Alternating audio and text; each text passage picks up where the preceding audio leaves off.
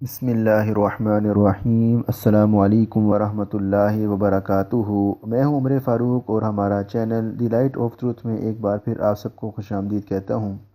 آج اس ٹاپک پر میں بات کروں گا، وہ ہے موجودہ انجیل کی حقیقت۔ تو ناظرین، اپنے ٹاپک کو شروع کرنے سے پہلے میں آپ احباب سے گزارش کرتا ہوں کہ جو احباب ہمارے چینل پر نئے ہیں یا جنہوں نے ابھی تک ہمارے چینل کو سبسکرائب نہیں کیا، پہلے وہ لال بٹن کو دبا کر چینل کو سبسکرائب کر لیں، اور سبسکرائب کرنے کے ساتھ جو بیل آئیکن ہے اس کو ضرور پریس کریں تاکہ جیسے ہی کوئی ویڈیو اپلوڈ کی جائے یوٹیوب کی طرف سے آپ کو نوٹیفیکیشن آ جائے۔ اپنا اور آپ کا قیمتی وقت ضائع کیے بغیر میں اپنے ٹاپک کی طرف آتا ہوں، جو کہ ہے موجودہ انجیل کی حقیقت۔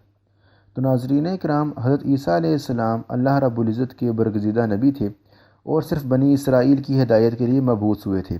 اس کی دلیل کے لیے اگر ہم متی کی انجیل اور اس کا باب نمبر 15 اور اس کا فقرہ نمبر 24 دیکھتے ہیں تو وہاں عیسیٰ علیہ السلام کا فرمان مذکور ہے، جس میں عیسیٰ علیہ السلام فرماتے ہیں کہ میں اسرائیل کے گھرانے کی کھوئی ہوئی بھیڑوں کے سوا اور کسی کے پاس نہیں بھیجا گیا۔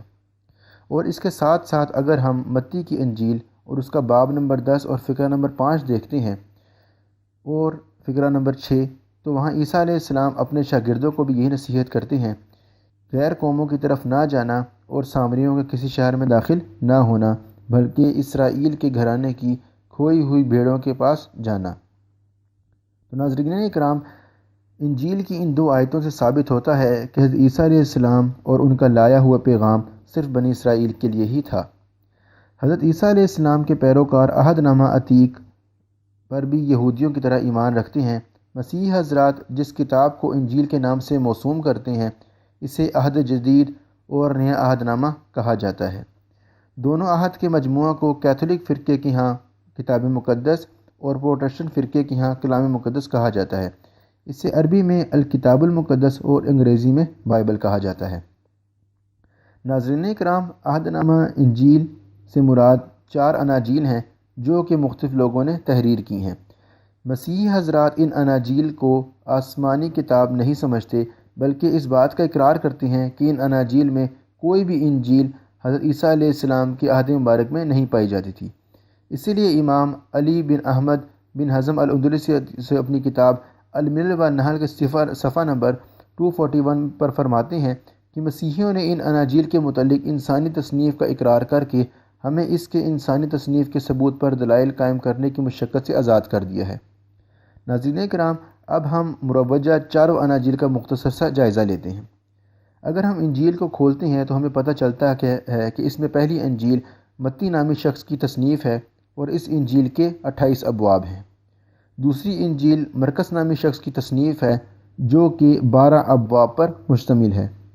تیسری انجیل لوکا نامی شخص کی طرف منسوب ہے جو کہ 24 ابواب پر مشتمل ہے۔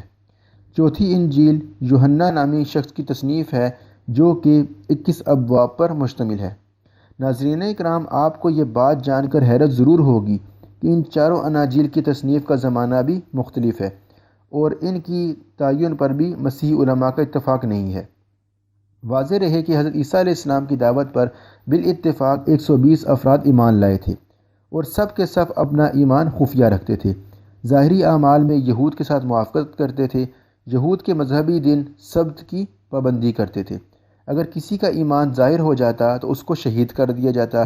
کئی مسیحی مومن ایمان کی افشاں ہونے کے بعد شہادت سے سرفراز ہوئے۔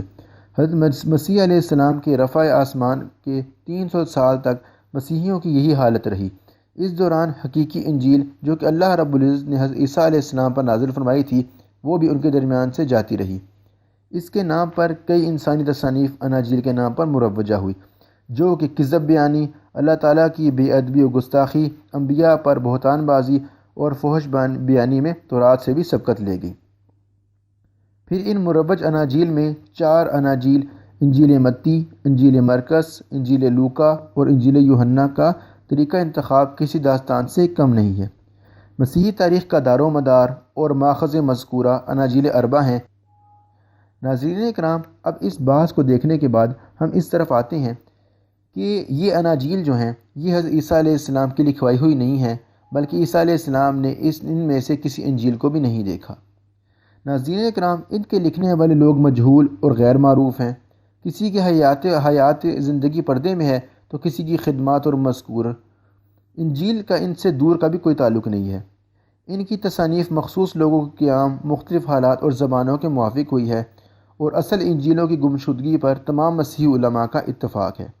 یہ تھی ناظرین ہماری آج کی ویڈیو۔ تو اگر آپ کو ہماری ویڈیو پسند آئے تو آپ ہماری ویڈیو کو ضرور لائک کریں، اور اگر ابھی تک آپ نے ہمارے چینل کو سبسکرائب نہیں کیا تو آپ ہمارے چینل کو ضرور سبسکرائب کریں، اور سبسکرائب کرنے کے ساتھ جو بیل آئیکن ہے اس کو ضرور پریس کریں، تاکہ جیسے ہی کوئی ویڈیو اپلوڈ کی جائے یوٹیوب کی طرف سے آپ کو نوٹیفیکیشن آ جائے۔ اگلی ویڈیو تک کے لیے میں آپ سے اجازت چاہتا ہوں۔ السلام علیکم ورحمۃ اللہ وبرکاتہ۔